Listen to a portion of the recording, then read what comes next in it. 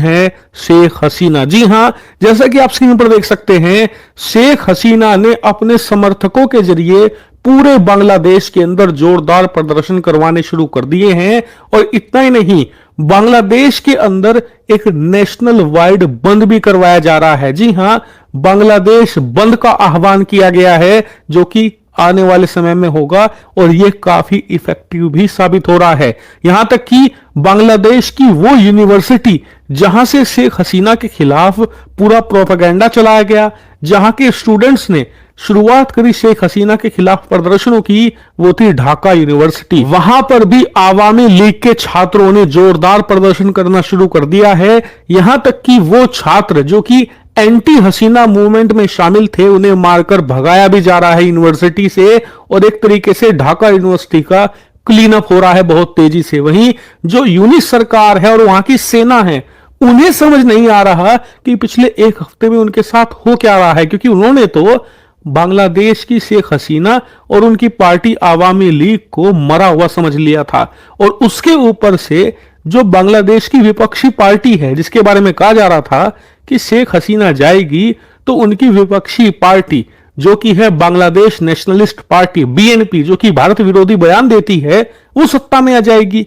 लेकिन बीएनपी की जो पार्टी चीफ है खालिदा जिया, शेख हसीना की कट्टर विरोधी, वो भी बांग्लादेश छोड़कर भाग चुकी हैं। और उनकी जो पार्टी है बीएनपी एक तरीके से खत्म होती जा रही है। इसीलिए मोहम्मद यूनिस को लग रहा था कि वो सत्ता पर आने वाले लंबे समय तक बने रहेंगे, कोई भी उनका चैलेंजर नहीं है। लेकिन आवामी लीग का जो उदय हो रहा है बांग्लादेश के अंदर फिर से, वो किसी चमत्कार से कम नहीं है।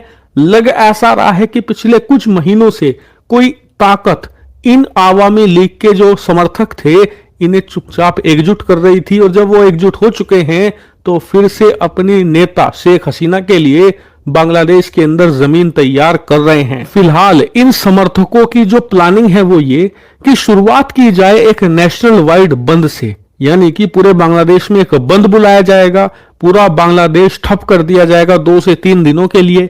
उसके बाद एक नेशनल वाइड प्रोटेस्ट स्टार्ट किया जाएगा, लंबा ये प्रदर्शन चलेगा। और फिर जब ये अपने पीक पर होगा तो शेख हसीना ढाका के अंदर चुपचाप दाखिल होंगी और शेख हसीना जो वहां पर मोहम्मद यूनिस है और सेना की जो सरकार चल रही है, उसे पलट कर रख देगी। और वहीं आपको बता दो, शेख हसीना के फेवर में एक बात जा रही है कि सेना का जो प्रमुख है ना, भले वो शेख हसीना के खिलाफ हो, लेकिन सेना का 80% जो लीडरशिप है वो आज भी शेख हसीना को फेवर करती है। और इसका आप कारण जानते हैं? कई लोग नहीं जानते होंगे, ये बहुत ही अंडररेटेड कारण है। कारण ये कि बांग्लादेश की जो सेना है ना, उसके जितने भी टॉप जनरल हैं, जितने भी अफसर हैं, वो सारे भारत की एनडीए एकेडमी से पढ़े हुए हैं, वहां पर पास आउट है, वहां पर ट्रेनिंग ले रखी है, इसीलिए वो भारत को फेवर करते हैं।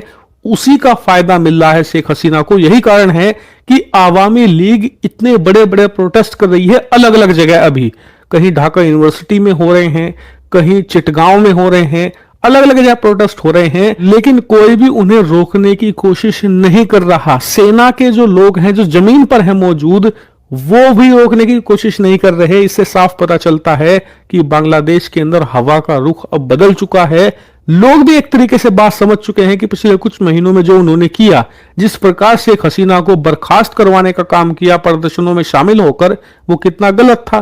क्योंकि बांग्लादेश की इकोनॉमी डूब चुकी है, बांग्लादेश की प्रतिष्ठा डूब चुकी है, बांग्लादेश का खजाना डूब चुका है और आने वाले समय में बांग्लादेश का भविष्य भी डूब चुका है शेख हसीना के बेदखल होते ही।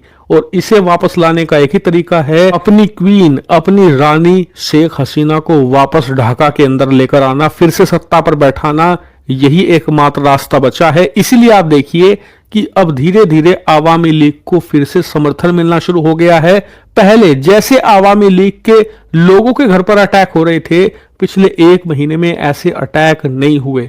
और ये शेख हसीना के लिए जितनी अच्छी खबर है, वहां के प्रधानमंत्री यूनुस के लिए उतनी ही बदतर खबर।